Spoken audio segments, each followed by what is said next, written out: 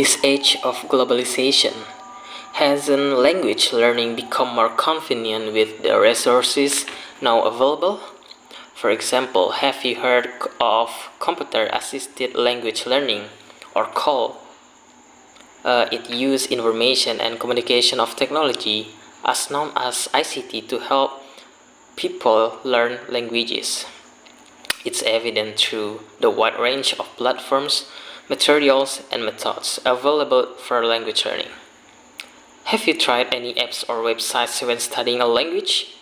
I'm curious which resources you find most engaging with studying things like vocabulary, grammar, pronunciation, and listening. Let me know what has worked best for you.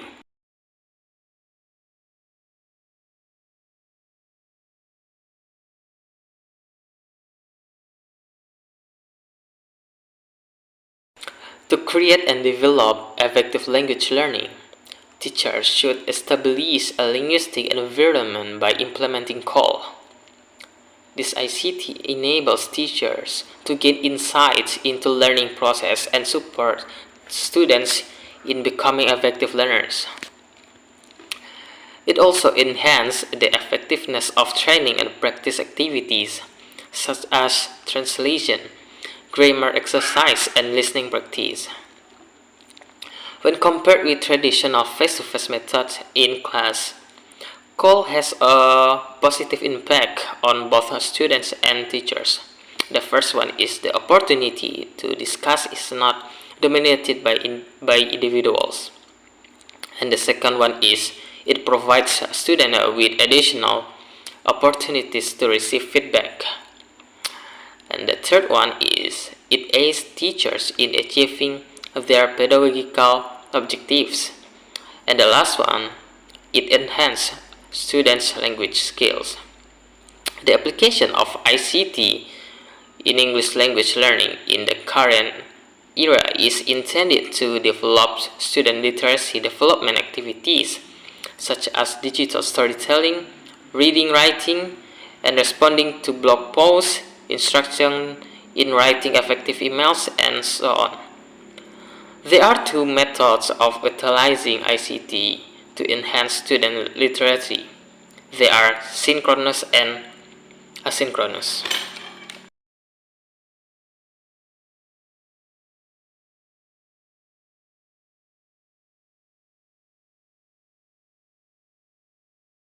Considering the importance of making the right decisions in the selection of digital tools, teachers are guided by some principles.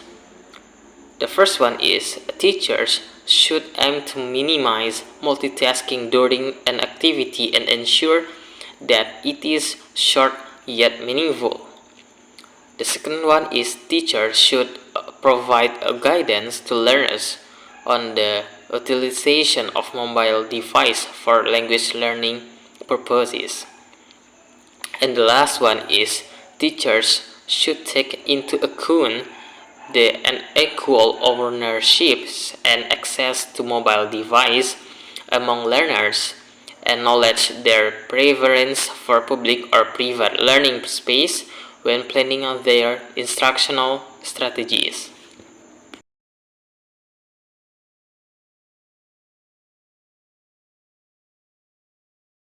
Teachers can choose from a range digital of tools and activities that support English as a foreign language learning, both inside and outside the classroom. The first one is skill-specific applications. These can be classified into commercially available tools that require purchasing and freely accessible tools found online. Commercial foreign language learning tools are usually available in formats such as CD, DVD, or download, and compatible with a specific operating system such as Windows 10 and Mac OS 10.9. Nowadays, these apps are usually browser-based, so we can access them on a various device without dependence on specific hardware. When utilizing these commercially available tools for foreign language learning, teachers need to consider the following principles. The first one is the use, and the second one is stability of programming. The third one is hardware compatibility. The fourth one is licensing, and then upgrade potential, and the next one is level of support, and the last one is value. Free foreign language learning tools. These tools are compatible with most web browsers and display a large number of ads. Examples of tools that can be used are Randall's ESL Cyber Listening Lab for practicing listening, and Jerry's Vocabulary Teacher for creating vocabulary exercise. The second tools is web resources. There are many web resources available with a variety of use. For example, the Cambridge Dictionary is an online dictionary for English students, and Purdue University Online Writing Lab, which is usable in writing with various features such as grammar, assignment prompts, and steps of the writing process. The third tools is mobile application. One example is iTunes, which is used to improve English speaking skills. And the fourth tools is sites for recording. The examples are voice memos for iPhone and easy voice recorder for Android devices. And the next one of ICT tools for EFL learning is Web 1.0 tools and Web 2.0. The read-write web. Web 1.0 tools refer to the early stages of the internet where websites were static and non-interactive. Examples of Web 1.0 tools include email, web page design, and chat forums.